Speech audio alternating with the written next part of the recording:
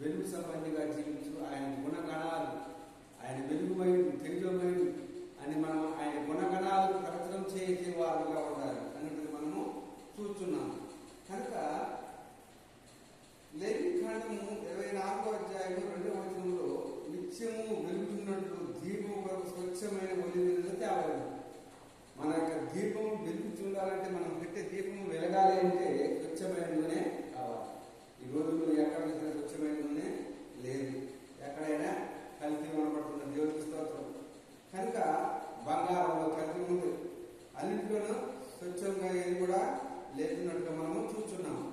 అలాగే కీర్తనల గ్రంథము 119వ అధ్యాయము 105వ వచనము, నీ వాక్యము నా పాదములకు దీపము, నా త్రావకు వెలుగు. దేవుని యొక్క వాక్యము మన పాదములకు దీపము, మన త్రావకు వెలుగు. కనుక ఆ దీపాన్ని, వాక్యాన్ని అనుదినము ధ్యానించేవారు.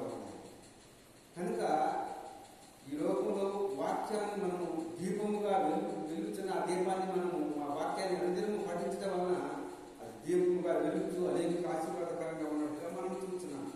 కనుక ఆ దీపము యెహోవా సన్నిధిని చక్కబెట్టడం. ఏ దీపము? మన యొక్క ఆత్మ దీపాన్ని లేవీకాండము 24వ అధ్యాయం 3వ వచనంలో ఉన్నట్టుగా చూస్తున్నాం. కనుక దేవుడి సన్నిధిలో మన దీపాన్ని చక్కబెట్టుకొని స్వచ్ఛమైన దీపముగా వెలుగుతూ అనేక ఆశీర్వాదకరంగా ఉండాలని ఈ కొద్ది మాటలు ముగిస్తున్నాం. క్రిస్టఫర్ ఛానల్ సబ్స్క్రైబ్ చేసినట్టుగా కోరుతున్నాం. ఆమేన్.